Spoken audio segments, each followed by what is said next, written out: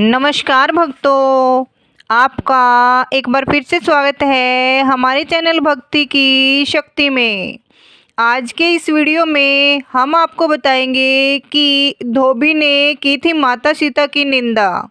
क्या थी उसके पूर्व जन्म की कहानी। रामायण की कथा के बारे में हम सभी जानते हैं कि किस तरह श्री राम को 14 वर्षों का वनवास हुआ था और उनके साथ माता सीता और लक्ष्मण भी वनवास गए थे। रावण द्वारा माता सीता का हरण किया गया एवं श्री राम लंका पर विजय पाकर अयोध्या लौटे थे। लेकिन अयोध्या लौटने के बाद एक धोबी के द्वारा माता सीता की निंदा की गई थी, जिसके कारण श्री राम ने सीता जी को छोड़ दिया था और सीता जी को गर्भवती अवस्था में श्री राम से दूर जंगल में रहना पड़ा था। लेकिन क्या आप इस धोबी के पूर्व जन्म का वृत्तांत जानते हैं, जो सीता जी से ही जुड़ा था? तो आइए जानते हैं धोबी के पूर्व जन्म में वह कौन था। मिथिला नाम की नगरी में महाराज जनक राज्य करते थे। उनका नाम सिरध्वज भी था। राजा जनक को कोई संतान नहीं थी। एक बार वे यज्ञ के लिए खेत जोत रहे थे। उसी समय धरती में हल से बनी एक रेखा में एक कन्या उत्पन्न हुई। वो कन्या बेहद खूबसूरत थी। उसे देखकर राजा जनक बहुत खुश हुए और उसे अपने पास रख लिए। राजा जनक ने उस कन्या का नाम सीता रखा। धीरे धीरे सीता जी बड़ी होने लगी। एक दिन सीता जी अपनी सहेलियों के साथ बगीचे में खेल रही थी।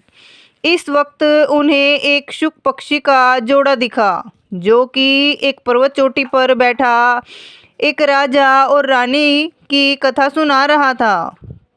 और वो कथा भगवान श्री राम और माता सीता के जीवन की थी। वो दोनों शुक के जोड़े आपस में बात कर रहे थे कि पृथ्वी पर एक विख्यात राजा होंगे जिनका नाम राम होगा। वो बहुत सुंदर होंगे। उनकी एक बहुत खूबसूरत महारानी होगी जिनका नाम सीता होगा। वे दोनों शुक पक्षी का जोड़ा श्री राम और माता सीता की महिमा का वर्णन कर रहे थे। जब सीता जी ने उनकी बातें सुनी और उन्हें ऐसा लगा कि यह दोनों पक्षी तो उन्हीं के बारे में बातें कर रहे हैं और मानव स्वभाववश अपने भविष्य से जुड़ी बातें जानने की इच्छा सीता जी के मन में जाग उठी। इसलिए उन्होंने अपनी सखियों से कहा कि उस पक्षी के जोड़े को पकड़कर मेरे पास ले आओ। तब माता सीता की सखियां उस पर्वत के पास गई और उस पक्षी के जोड़े को पकड़ लाई। सीता जी ने उस पक्षी जोड़े से कहा, तुम दोनों बहुत सुंदर और प्यारे हो। डरो नहीं, ये बताओ तुम कौन हो और कहाँ से आए हो।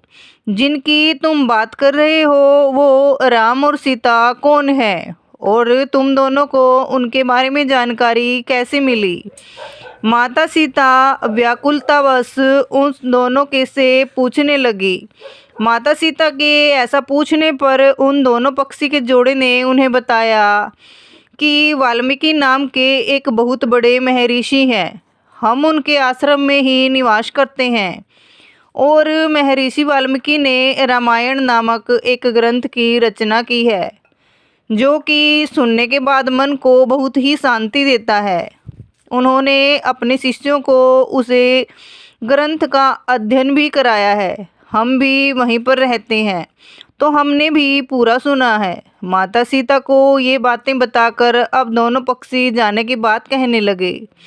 लेकिन माता सीता को वो भाग गए थे और माता सीता के मन में अभी भी और भी सवाल उठ रहे थे। इसलिए उन्होंने उन पक्षियों से और भी सवाल किए और श्री राम के बारे में और अधिक जानना चाहा। उनके इस तरह से उत्सुकता को देखकर वो शुकी समझ गई थी कि यह स्त्री ही स्वयं सीता है। उन्हें पहचान कर वह प्रेम पूर्वक श्री राम के बारे में बताने लगी।